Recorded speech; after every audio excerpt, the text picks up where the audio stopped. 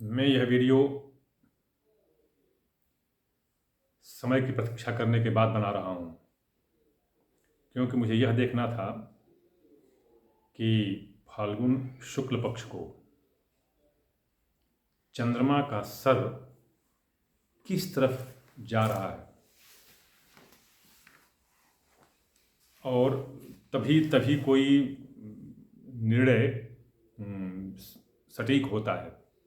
देखिए, दृग्गणित सिद्धांत बताया गया है। दृग्गणित सिद्धांत का तात्पर्य यह होता है कि जो अंतरिक्ष में दिखाई भी दे और हमारा सिद्धांत भी उसको पुष्ट करे, जब दोनों मिलते हैं तब कोई भी निर्णय सही होता है और गणित भी सही होता है। तो जिस चीज़ को मैं देख रहा था और बताने वाला था, उसमें यह एक चीज़ मुझे आवश्यक लगी कि कम से कम अंतरिक्ष में खगोलीय दृष्टि भी उससे मेल खाती है या नहीं वास्तव में। तो जब वो मिल गया, जब आज पीछे रात को मैं चंद्रमा को देखा और जो गगनमंडल में अंतरिक्ष में जो अपना और भी तारे हैं, उनको मतलब त्रिकोणीय और बहुभुज स्थिति में जब मैं उनका आकलन कर लिया, तब मैं यह वीडियो बनाने के लिए प्रस्तुत हुआ हूँ। देखिए, समय का चक्र बहुत तेजी से चल रहा है। निरंतर ग्रहों के घूर्णन से अंतरिक्ष में, सौरमंडल में ग्रहों के घूमने से उनके कक्षा ऑर्बिट्स में कुछ स्खलन, डेविएशन पैदा हो रहा है। परिणाम स्वरूप उनके घूर्णन और कर्षण, इनमें भी न्यूनता आ रही है। इसलिए बराबर जो है ग्रहों के शर, उनका झुकाव, ये बड़ी विचित्र स्थिति में चलता चला जा रहा है। अभी मैं जो बात बताने जा रहा हूँ, यह कुछ दैवी शक्तियों के कारण हो रहा है। देखिए, शनि, राहु, शुक्र, मंगल इत्यादि का परस्पर संबंध बना लेना बहुत विकराल रूप होता है।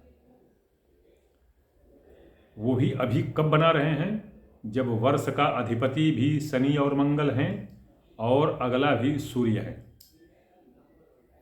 बृहस्पति, शुक्र, बुध, चंद्र ये सब नहीं हैं, यही सूर्य, शनि और मंगल। ऐसी स्थिति में हमारी पृथ्वी से नज़दीक जो ग्रह है चंद्रमा, उसका संबंध देखना पड़ता है, उसका सर किधर झुका हुआ है, और तब उसके प्रभाव का आकलन करना पड़ता है। देखिए, मैं बता दूं कि अभी मीन राशि का शनि होने वाला है और मतलब अभी तो कुंभ का चल रहा है, मीन का होने वाला है। मीन राशि में जाते ही कई ग्रह इकट्ठा हो जा रहे हैं। सूर्य, शुक्र, बुध, शनि, राहु, चंद्र सब इकट्ठा हो जा रहे हैं। तो अभी देखिए, शनि क्या करता है, शनि की साढ़े साथी अपने अगली राशि को भी पकड़ती है, अपनी पिछली राशि को भी पकड़ती है, यानी 3 राशियां। तो इस तरह से भी मान लीजिए मीन में होगा, तो मीन में जाते ही मेष का, मीन का और कुंभ का तीनों की साढ़े साथी चलेगी, और इसी तरह 3 राशियों की ढैया भी चलेगी। तो 3 3 6 राशियां ऐसे हो जाती हैं। 6 राशियां तो ऐसे हो गई। अब देखिए इनका प्रभाव। शनि जिस ग्रह पर दृष्टि डालेगा, राशि पर तो दृष्टि डालेगा तो वो तो साढ़े साथी और ढैया में अंदर आ जाती हैं। जिस ग्रह को देखेगा वह ग्रह भी दूषित होगा। कारण क्या है? क्योंकि वो खुद ही इतना दूषित हो गया है राहु से इतना दूषित हो गया है कि अब वह चाहे शुभ भाव का स्वामी होगा तो भी वो निकृष्ट परिणाम देगा। तो इस तरह से 3, 3, 6 मतलब ढैया और 7.5 वाली, और 3 राशियां 3 जगह, क्योंकि 3, 7, 10 पर उसकी विशेष दृष्टि होती है शनि की। तो 9 राशियां तो बिल्कुल प्रभावित हो गई, वो भी बुरी तरह प्रभावित हो गई। 3 राशियां शेष बचती हैं। तो 3 राशियां शेष, तीन राशियों में बैठे ग्रह शेष बचते हैं। जो 3 बताया, 3, 7, 10, तो तीसरे, 7वें और 10वें भाव में स्थित जो ग्रह होंगे, जैसे मैं बताऊंगा आपको कि अब शनि जैसे मान लीजिए कि आपके कुंभ, अभी मान लीजिए कुंभ राशि में है, अभी कुंभ राशि में है, तो मान लीजिए चंद्रमा को देखता है शनि, कुंभ राशि में स्थित चंद्रमा को देखता है। लेकिन अगर मीन राशि में आ जाएगा तो वो केतु को भी देखेगा, गुरु को भी देखेगा। तो इस तरह से ये मैं बताऊं आपको कि ये जो 6 राशियां और 9 ग्रह, 6 राशियां और 9 ग्रह ये पीड़ित हो जा रहे हैं, समझ लीजिए। अब शेष हमारी समस्या कुछ रह नहीं जाता है, क्योंकि ये शुक्र, सूर्य, बुध और राहु भी तो है साथ में। तो ये राहु की भी दृष्टि जिस पर पड़ेगी, 7वें दृष्टि होती है राहु की। तो मैं ये बताना चाह रहा था कि इसके अंतराल में तो एक कथा आती है, ये अपना देवी श्रीमद् देवी भागवत महापुराण में आई हुई है कथा, ये कि हुआ क्या था कि इंद्र ने अपने माया मोह की विद्या से, जिसको हम इंद्रजाल कहते हैं, उसने शंबूक नामक राक्षस को बंदी बना लिए थे और सभी राक्षस सम्मोहित हो गए थे। तो तब फिर शुक्र, राहु, शनि, राहु, शुक्र और शनि यद्यपि तो भगवान सूर्य के पुत्र माने जाते हैं, माने के जाते हैं, सूर्य के पुत्र हैं ही, किंतु ये मतलब कि तामसी प्रवृत्ति के देवता माने जाते हैं, इसलिए इनका झुकाव दैत्यों की तरफ विशेष रूप से रहता है। तो शनि, राहु और शुक्राचार्य जो थे उनके गुरु दैत्यों के, ये तीनों मिल करके और उपाय इसका सोचे कि आखिर इसका क्या होगा, क्योंकि शंबुक तो बंदी बन गया है, अब तो दैत्यों का पराभव होगा, दैत्यों का विनाश होगा। तो शुक्राचार्य ने राहु को आदेश दिया, राहु चूंकि अंधेरे में टहलता है, उनको आदेश दिया कि जा करके इंद्र के पास छल से उनके जो स्वर्ग या वैकुंठ जो भी कह सकते हैं, तो जो प्रवेश द्वार है,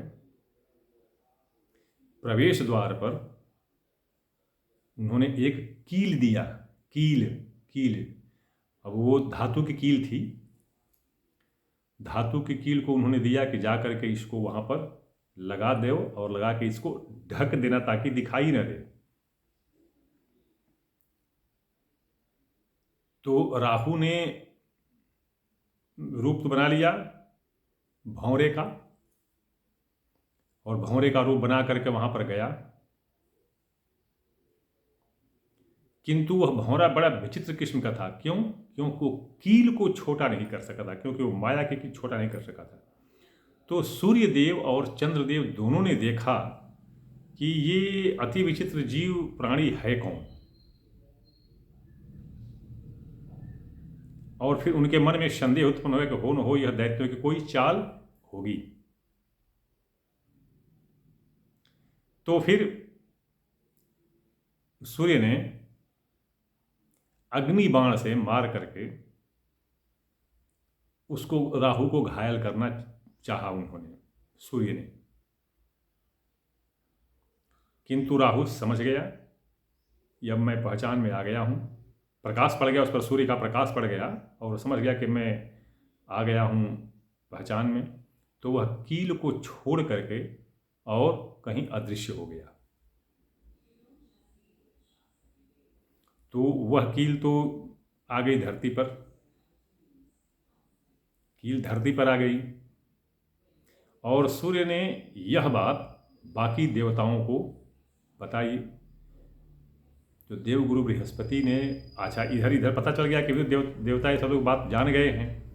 तो अब ये जो है ये बाकी असुरों को भी लेकर के कहीं गुफा में छिपा दिए। तो बृहस्पति ने उस गुफा को ही मंत्र से बंद कर दिया और फिर वो उसी में राक्षसों को जो है वो भस्म कर दिए, जो भी किए, जो भी हुआ हो बंद कर दिया उसी में, जब जो भी हुआ हो। तो कथा लंबी है। अब यह कील जो धरती पर आई, अब इस कील में इतनी अद्भुत शक्ति भरी हुई थी कि यह जहाँ कहीं भी पड़ जाएगी, जहाँ कहीं भी पड़ जाएगी वहाँ पर उसके विपरीत आने वाली विपदा नष्ट हो जाएगी, विपदा नष्ट हो जाएगी, या जो बंधन होगा वो हट जाएगा, विपदा होगी टल जाएगी। जो कुछ आवरण, मतलब गलत आवरण, किसी का मोह माया, किसी का जादू टोना, किसी का तंत्र, किसी ग्रह का जाल फंसा होगा, वह भी उससे टूट जाएगा। इसीलिए तो देवगुरु शुक्राचार्य ने उसको बना करके भेजा था वहां पर वैकुंठ के दरवाजे पर। वह जो थी वह कील राहु मतलब ये सबने मिलकर के उसको बनाया था। वह कील, ध्यान सुन लीजिएगा, माजू फल का नाम आपने सुना होगा, माजू फल। तो माजू फल का बीज जो होता है, माजू फल के बीज में जो नोना लगता है ना, दीवार पर जो नोना झड़ने लगता है, दीवार झड़ने लगती है नोना लग करके, तो माजू फल के बीज को पीस करके, माजू फल के बीज को पीस करके लेई बना करके उसमें नोना को भी मिला करके और उसको लेई बना लें। और त्रिधातु क्या क्या, तामा, लोहा और जस्ता, इन तीनों को आपस में पिघला करके उसका जो भी जोरू बना करके और इस लेई में बंद करके रख दो। और फिर इस पर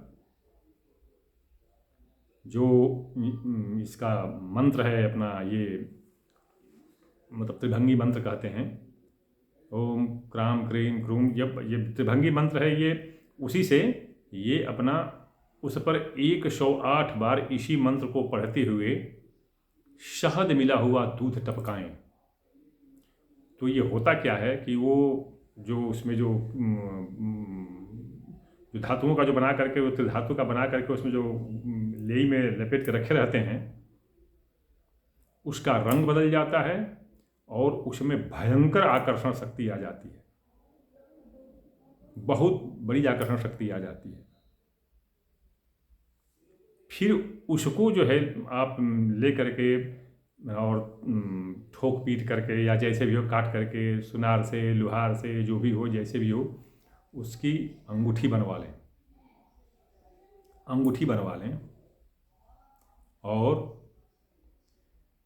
1,00,000 बार शनि के मंत्र से, 1,00,000 बार शनि के मंत्र से, 1,25,000 नहीं, 1,00,000 बार शनि के मंत्र से। ओम शन्नो देवीरभीष्टय रापो भवन्तु पीतये शं योरभिश्रवन्तु नः, यह वैदिक मंत्र है।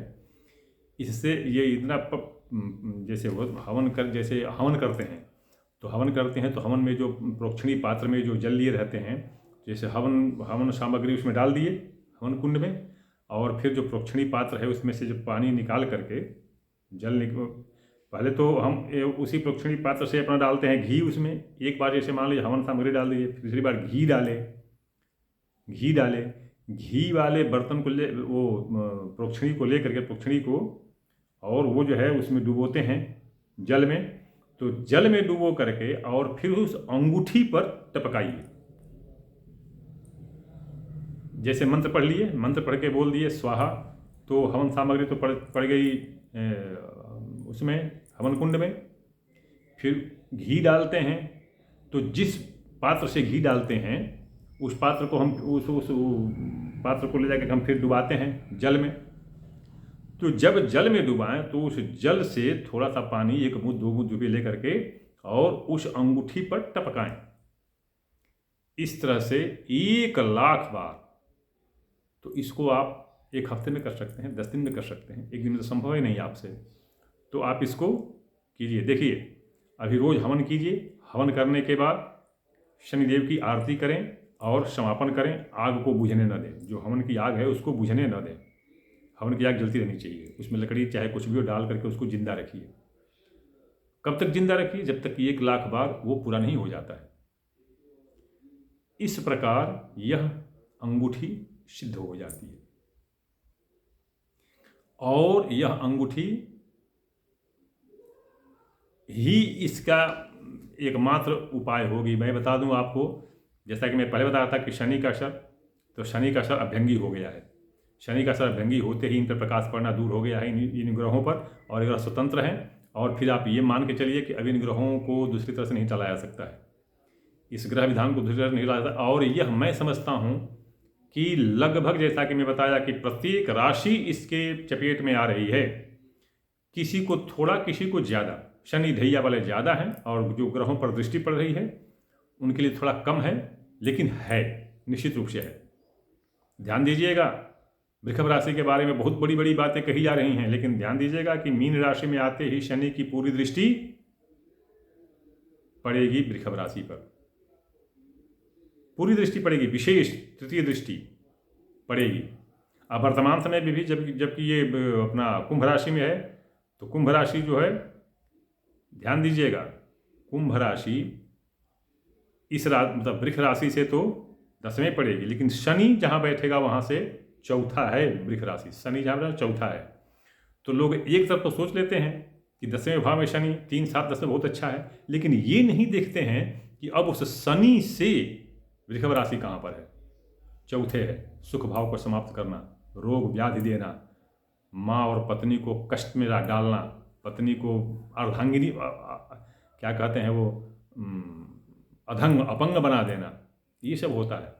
तो ये कोई नहीं देखता है। बस मीठी मीठी बातें बता दी, अच्छी अच्छी बातें बता दिया, लोग जो है बड़े प्रेम से वीडियो देखेंगे, वाह वाह पंडित जी करेंगे। चलिए खैर ठीक है, जो भी हो। तो ये जो मैं बताया आपको विधान, ये विधान आप अवश्य कर लें, क्योंकि चंद्रमा का असर भंगी हो चुका है और इसमें कोई दूसरा उपाय जो है काम नहीं करेगा। ये सबके लिए बता रहा हूँ मैं। और अब पछताए क्या हो, जब चिड़िया चुग गई खेत। अब जो मान लीजिए कुछ भुगत ही लेंगे और उसके बाद उपाय करें तो कोई फ़ायदा नहीं है। कुछ लोग इंतजार करते हैं कि चलिए पंडित जी का काम है, पंडित जी ने कह दिया, कोई बात नहीं, हमने सुन लिया। खैर कोई बात नहीं, आपकी मर्जी, आप जो जैसा चाहे वैसा करें, हमको कोई दिक्कत नहीं है। मेरा काम था बता देना। प्रतीक्षा थी केवल चंद्रमा के सर के दर्शन की, कि चंद्रमा का सर किधर झुक रहा है। तो चूंकि चंद्रमा का सर भंगी हो चुका है, इसलिए इन पर प्रकाश पड़ना छुट्टी हो गया है, प्रकाश इस पर नहीं पड़ रहा है, इसलिए अंधेरे में है। और ये अपना पूरा काम करेंगे, ये पूरे पंचग्रही खष्टग्रही योग जो बन रहे हैं पूरे काम करेंगे। और इसमें जैसा कि मैं बताया कि 3 राशियों की 7.5, 3 राशियों की ढैया और इनकी विशेष दृष्टि में पड़ने वाले ग्रहों पर दृष्टि, ये 9 राशियाँ इसकी चपेट में आ जा रही हैं भाई। तो 9 राशि वाले कृपया जो आपन चाहो कल्याणा, तो अगर आप अपना अच्छा भला चाहते हैं तो ये जो मैं विधान बताया इसको आप कर लें और ये अंगूठी धारण कर लें, आपको निश्चित रूप से सफलता मिलेगी और भयंकर हानि से आप दूर हो जाएंगे। ये रत्न वगैरह भी जो पहन रहे हैं, मैं बिल्कुल 100% कह रहा हूँ कि आप न रत्न तो शुद्ध खरीद सकते हैं, मूल रूप में रत्न खरीद सकते हैं, और न ही वो रत्न आपके लिए कंपेटेबल हो सकता है। मतलब आपके मैच करने वाला भी नहीं हो सकता है। तो ये रत्न, और अगर मान लीजिए मिल भी गया तो वो इतना महंगा हो जाता है कि एक तो रत्न खरीदिए, तो हमारी समझ से जहाँ तक अगर नीलम की बात मैं करता हूँ, एल्यूमिनियम डाइफेरस ऑक्साइड जिसे कहते हैं कि एल्यूमिनियम और आयरन के संयोग से बनता है, ये जो विज्ञान में और अंग्रेजी में कहा गया है, अंग्रेजी की बात छोड़िए, तो ये जो है आपको ये नीलम जो है कम से कम आप वर्तमान समय में जो ब्राज़ील, बेल्जियम, फ्रांस वगैरह का जो मूल रूप में जो पाया जाता है पहाड़ी में और नेपियन सागर के तट पर, तो ये नीलम जो है आपको 8-9 लाख रुपए से कम का नहीं पड़ेगा, या 10 लाख भी हो सकता है। मुझे क्लियर मतलब स्पष्ट नहीं हूँ, लेकिन हो सकता है। तो उसको छोड़िए, ये विधान आप कीजिए, ये इसमें कोई दृष्टि नहीं, कोई मतलब कोई दोष नहीं, आप कर सकते हैं। अब खैर नहीं कर सकते बात लगे, लेकिन आप कर सकते हैं, ये कर सकने के ये है, तो आप इसको कीजिए और कष्ट से मुक्ति पाइए। मैं पुनः एक बार बता रहा हूँ इस वीडियो में कि मैं हर वीडियो में मैं अपना व्हाट्सएप नंबर देता हूँ 9889649352। तो लोग इस पर तर्क वितर्क और शास्त्रार्थ करने लगते हैं। मैं बार बार कहता हूँ कि न मैं शास्त्री हूँ, न आचार्य हूँ, न स्वामी जी हूँ, न गुरु जी हूँ। भाई मैं ठहरा फौजी आदमी, मैंने अपने परंपरागत हिसाब से ये वेद, पुराण, शास्त्र और उपनिषद और ये जो अपना नव्य व्याकरण, साहित्य इत्यादि का अध्ययन किया हूँ, प्रचुर अध्ययन किया हूँ। उसी के आधार पर मैं कहता हूँ, बताता हूँ।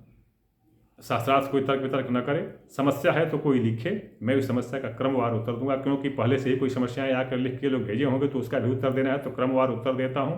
और सबसे अंत में, जब तक मैं भारतीय सशस्त्र सेना की में सक्रिय रूप से सेवारत था, तब तक तो मैं निःशुल्क सेवा करता था। अभी मैं शुल्क लेता हूँ, तब सेवा करता हूँ। और जो मुझे देखने में आया है कि शेष पंडित लोगों से मेरा शुल्क ज़्यादा है, ज़्यादा क्या, बहुत ज़्यादा है। इसलिए यदि आप सक्षम हो, इच्छुक हो, आवश्यकता आपको हो तो आप संपर्क करें, वरना न करें, कोई बात नहीं है। वीडियो बहुत लंबी हो रही है, आप अगले वीडियो की प्रतीक्षा करें, किसी नए विषय के साथ प्रस्तुत होऊंगा।